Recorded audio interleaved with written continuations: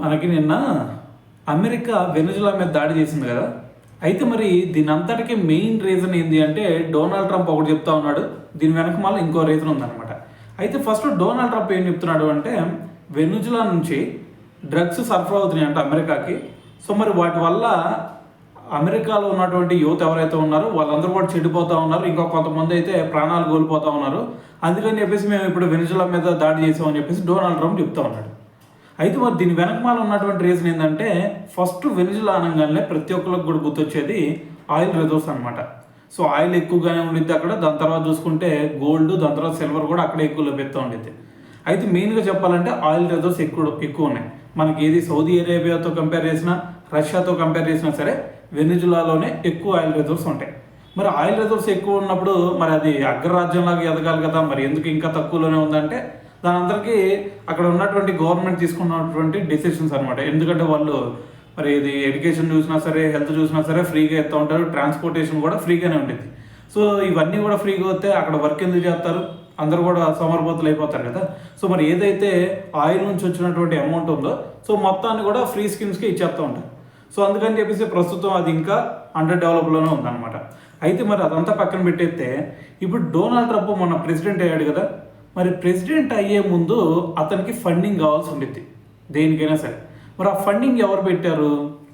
Oil కంపెనీలు పెట్టినాయి అనమాట ఫండింగ్. సో మరి ఆయిల్ కంపెనీలు ఫండింగ్ ఇచ్చినప్పుడు వాళ్ళు కూడా కొన్ని డిమాండ్లు చేస్తూ ఉంటారు కదా. మరి వాళ్ళు ఏం డిమాండ్ చేశారు? వాళ్ళు అంతకుముందు వెనుజులాలో ఆయిల్ రిజర్వ్స్ ఎక్కువ ఉన్నాయి కాబట్టి ఆయిల్ కంపెనీలు ఇక్కడ నుంచి ఆయిల్ తోడుకెళ్ళి అమ్ముకుంటూ ఉండేవి. కానీ ఇప్పుడు ఇక్కడ వెనుజులా ప్రెసిడెంట్ ఏం చేశాడు? అతని పేరు నికోలస్ మదురో అనమాట. అతను ఏం చేశాడు అంటే అరే వీళ్ళు మొత్తం కూడా మన సంపద మొత్తం కూడా దోచేస్తూ ఉన్నారు, మరి అందుకని చెప్పేసి వీళ్ళ మీద ఎట్టి పరిస్థితుల్లో కూడా కొన్ని కఠిన నిర్ణయాలు తీసుకోవాలని చెప్పేసి కొన్ని రెస్ట్రిక్షన్స్ పెట్టాడు అనమాట. మరి ఇప్పుడు ఈ ఆయిల్ కంపెనీలు ఏం చేసినాయి? అంతకుముందు ఆల్రెడీ డొనాల్డ్ ట్రంప్కి ఫండింగ్ చేసినాయి కదా. మరి అంతకుముందు డొనాల్డ్ ట్రంప్కి దగ్గరికి వెళ్ళి వీళ్ళు ఏమన్నారు? అంతకుముందు నీకు ఫండింగ్ చేసాం కదా, మరి ఇప్పుడు మేము అక్కడ ఆయిల్ రిజర్వ్స్ దగ్గరికి వెళ్ళి ఆయిల్ తోడుకుందాం అంటే ఆయనేమో ఇది వెనుజులా అధ్యక్షుడేమో మా మీద కొన్ని ఆంక్షలు పెట్టాడు. మరి ఎట్టి పరిస్థితుల్లో కూడా మరి అవన్నీ కూడా మా ఆధీనంలోకి వచ్చేటట్టు నువ్వు చెయ్యి, మేము ఆల్రెడీ నీకు ఫండింగ్ చేసాం కదా, సో ఈసారి కూడా నీకు ఫండింగ్ చేయాలంటే నువ్వు మాకు హెల్ప్ చేయాలని చెప్పేసి డొనాల్డ్ ట్రంప్ దగ్గరకు వచ్చి అడగడం జరిగింది. సో మరి డొనాల్డ్ ట్రంప్ ఏం చేయాలి?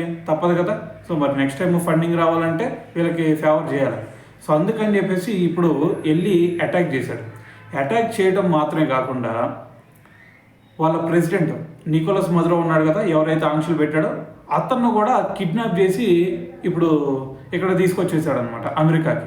అదేంది భయ్యా అంటే అక్కడ తీసుకొచ్చి ఒకటే చెప్తున్నాడు, మేము వెనిజులా కోర్టు దగ్గర కాదు మా అమెరికా కోర్టు ముందు ఇతను హాజరుపరుస్తాము అని చెప్పేసి అంటా ఉన్నాడు. అరే ఇది ఎక్కడైనా సరే ఏ దేశానికైనా సరే ఇది మర్యాదపూర్వకంగా ఉండిద్దా? ఎట్టి పరిస్థితుల్లో ఉండదు. ఎందుకంటే నీకు ఏదైనా సరే అక్కడ నికోలస్ మదురో ఏదైనా తప్పు చేస్తే వెనుజులా కోర్టులో ఉంటే అక్కడ తీసుకెళ్ళి అక్కడ శిక్ష వేయించు, అంతేగాని అక్కడ కాకుండా నీ దేశానికి తీసుకొచ్చి ఇక్కడ శిక్ష వేపిస్తానంటే మరి ఆ దేశం ఏంది? ఎవరికైనా సరే ఆ దేశం గొప్పదే.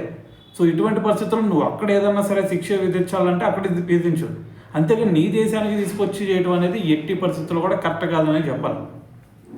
అయితే మరి ఇప్పుడు వెనుజులా ప్రెసిడెంట్ని ఈ విధంగా తెచ్చారు కాబట్టి మరి ఇప్పుడు వాళ్ళకి ఏదైనా సరే వేరే దేశాలు ఏమన్నా సపోర్టింగ్గా ఉన్నాయా అంటే ఫస్ట్ 3 దేశాలు కనిపిస్తాయి. ఒకటి వచ్చేసరికి రష్యా, చైనా, దాని తర్వాత మనకి నార్త్ కొరియా అనమాట. సో కిమ్ తెలుసు కదా. సో మరి ఈ 3 దేశాలు మెయిన్గా సపోర్ట్ చేస్తూ ఉంటాయి.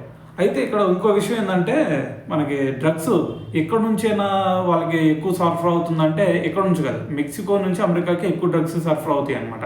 కానీ ఇది ఒక రీజన్ చెప్పి ఈ విధంగా అటాక్ చేశాడు.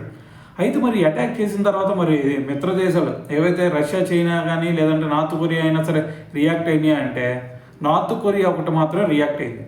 అది కూడా కిమ్ ఒక స్టేట్మెంట్ ఇచ్చాడు. ఏమన్నాడు?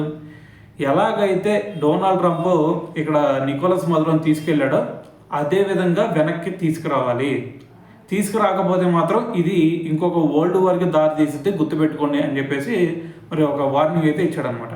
సో మరి డొనాల్డ్ ట్రంప్ దీనికి దడుతాడా అంటే మ్యాక్సిమం దడిసే ఛాన్సే ఉంది. ఎందుకంటే మనం కూడా చూసాం కదా, మరి ప్రపంచ దేశాలన్నిటి మీద కూడా టారిఫ్లు పెంచుకుంటూ పోయాడు. కానీ నార్త్ కొరియా విషయం వచ్చేసరికి నోరు మెదపలేదు.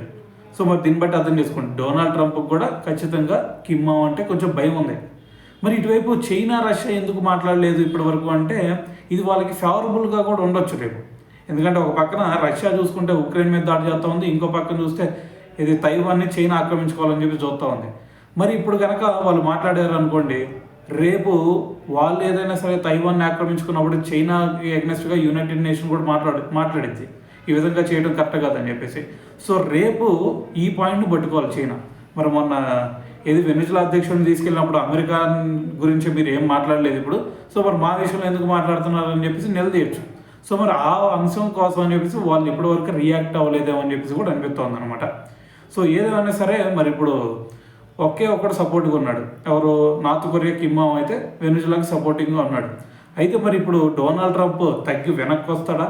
దాని తర్వాత మరి మిత్ర దేశాలు ఇంకా వేరే దేశాలు ఏమైనా సరే ఇప్పుడు వెనిజులాకి సపోర్ట్గా వెళ్ళి మరి అమెరికాకి ఎగ్నెస్ట్గా మాట్లాడే సిచ్యువేషన్ ఉందా అంటే సో మరి రియాక్ట్ అయిన తర్వాతే తెలిసిద్ది ఇదంతా కూడా.